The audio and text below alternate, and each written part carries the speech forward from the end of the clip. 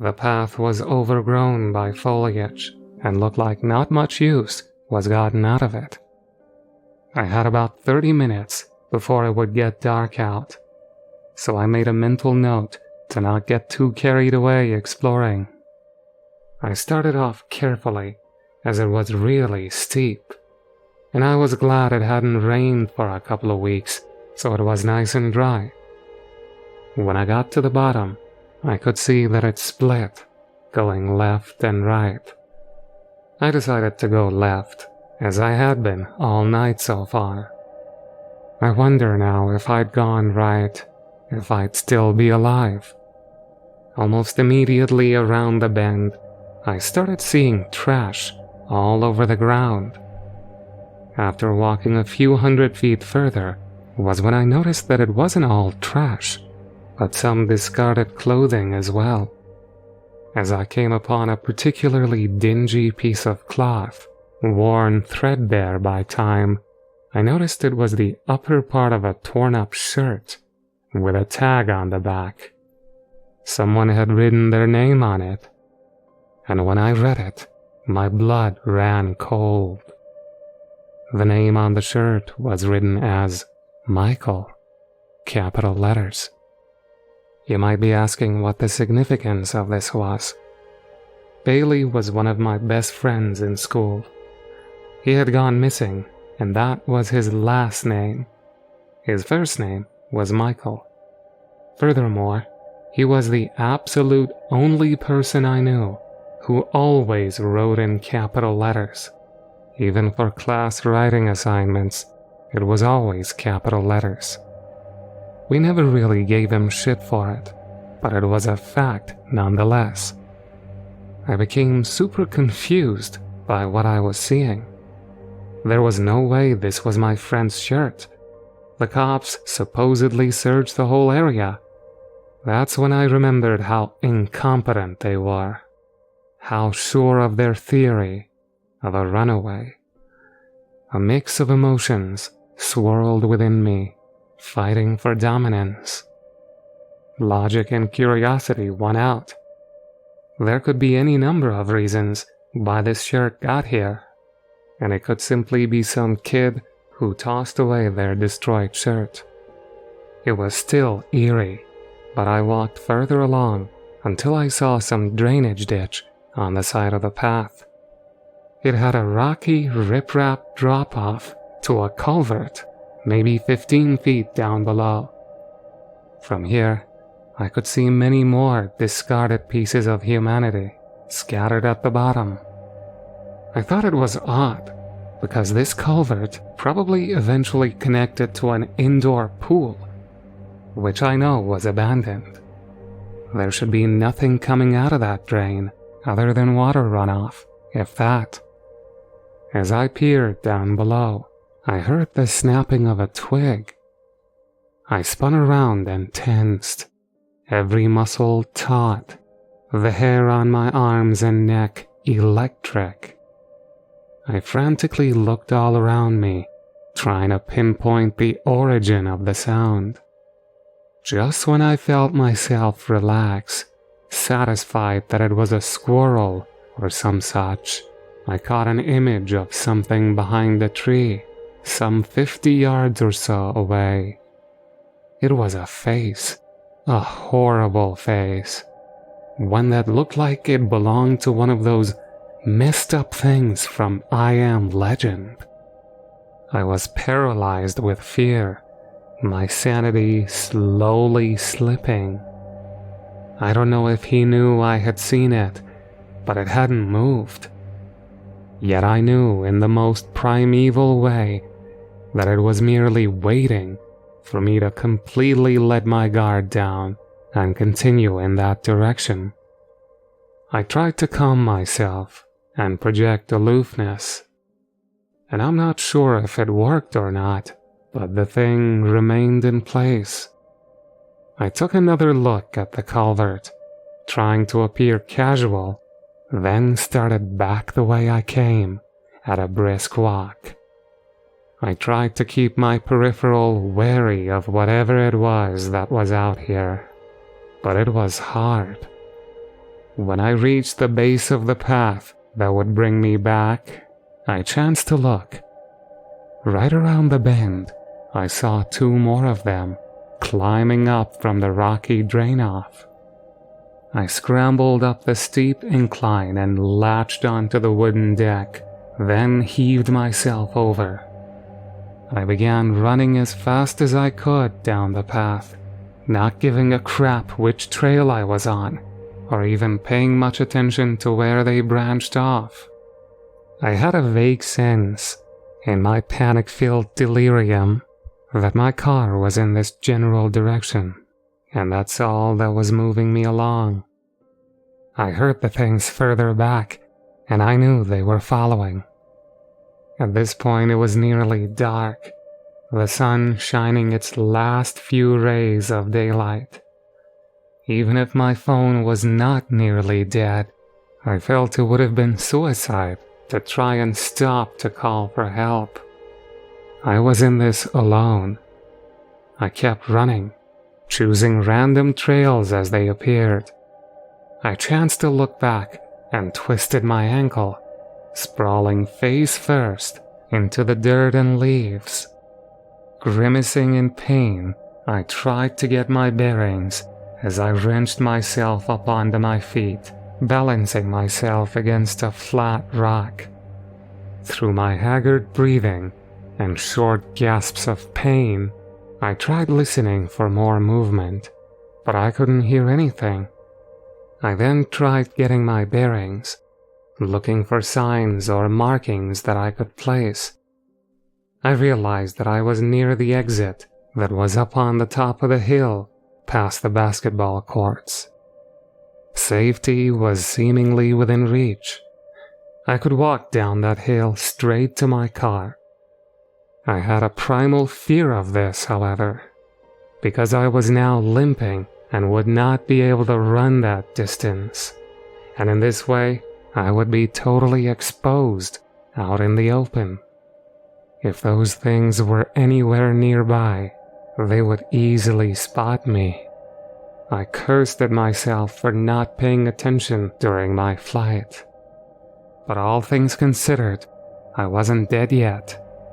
That was a plus. Yet, it seemed the safest way to stay out of sight would be to somehow get to the complete opposite end of the trails, where the main entrance was. From there, it would be just a few-minute walk to my car, but it was a big ask.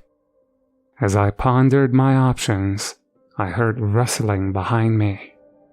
Before I could react, something grabbed my shirt collar and yanked me to the ground. One of those things looked down upon me, and I saw the hint of a malevolent grin.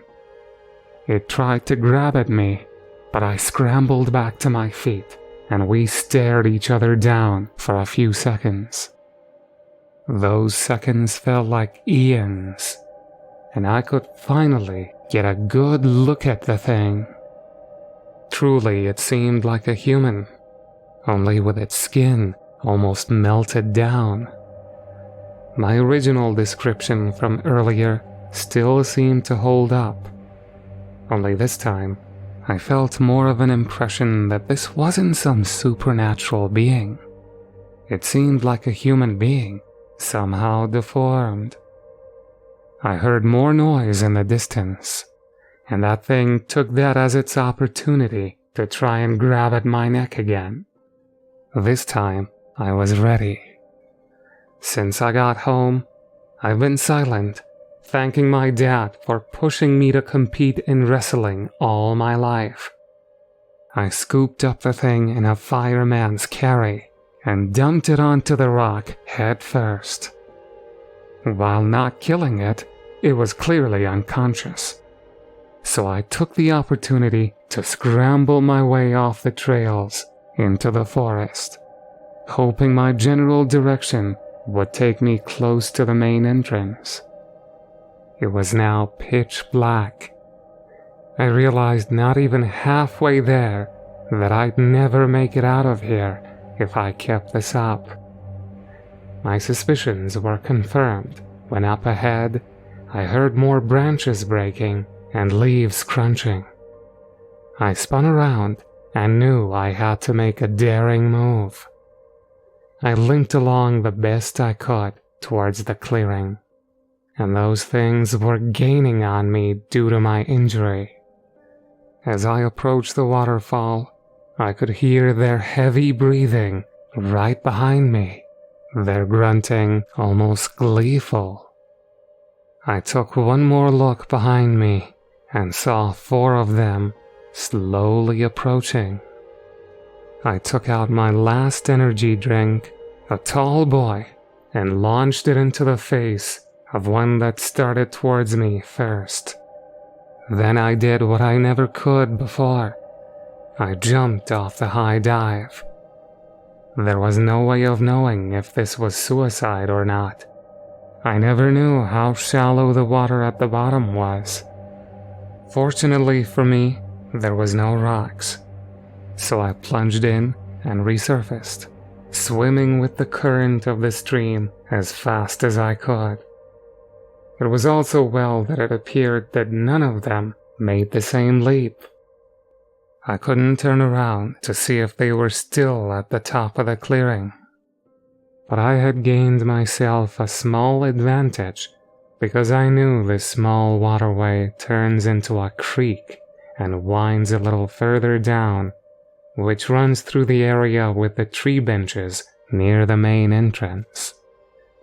I made it there unnoticed and gathered my strength. Now I just had to make it to my car.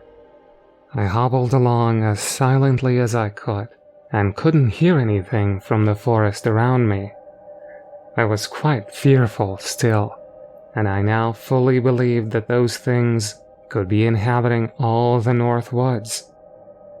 The only sound in the night was my own foot scraping the ground as I half dragged, half walked on it. It made me very aware that I could be drawing them back to me with all this noise. But I finally made it back to the entrance and saw my car in the distance. I quietly and cautiously made my way, sticking to the shadows, ever fearful that my presence would be noticed. I stopped at the wooden deck and gathered my energy and wits. There was a not-so-easy distance to travel to get to my car, but I heard nothing. I continued crouching and sneaking as best I could and hunkered down next to the derelict pool. This was it.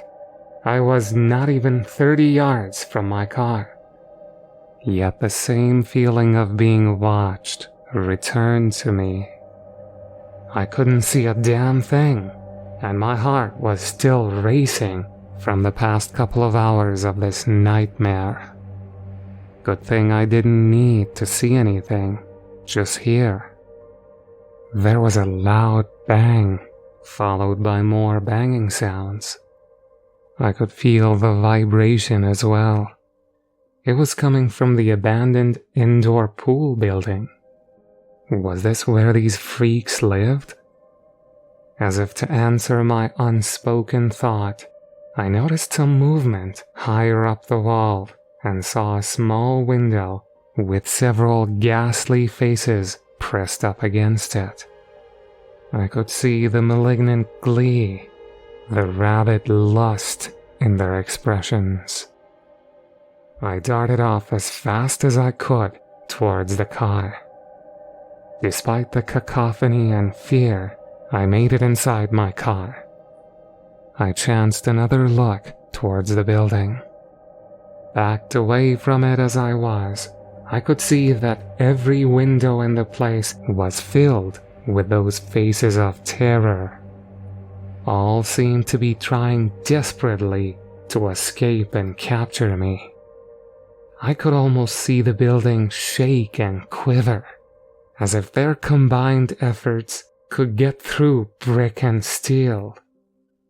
I didn't think they could get out the windows either, because they were those small ones that were only maybe a couple of feet wide. I sure as hell wasn't going to test that theory, or chance that any more of them were still lurking about. So I drove out of the park like a bat out of hell. It seemed like I hadn't breathed until my headlights illuminated the gas station 20 minutes away from Eaglehart Park. I drove past and continued on to my house. When I pulled in the driveway, I let out a huge sigh of relief and bawled my eyes out. I had made it. I got out of my car and immediately lit up a cigarette, trying in vain to calm my nerves. Then I called Kyle and tried my best to explain everything that had happened.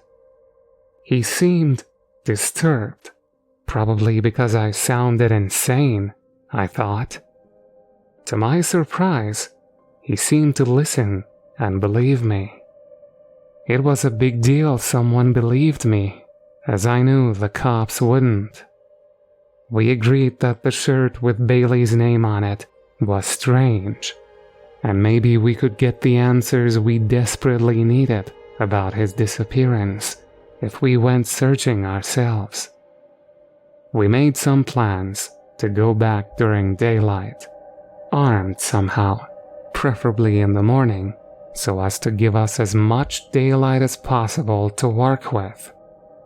I know it sounds crazy after the night I've just had, but after seeing that shirt, I realized how much I needed closure on this. Us three were best friends for nearly a decade, and Kyle feels the same way as I do. I'm going to finish wrapping my ankle. Turns out it's probably sprained. But I just heard something outside. My hairs just went up, because I just realized something. I didn't have to unlock my car when I was making my escape. I never checked my backseat.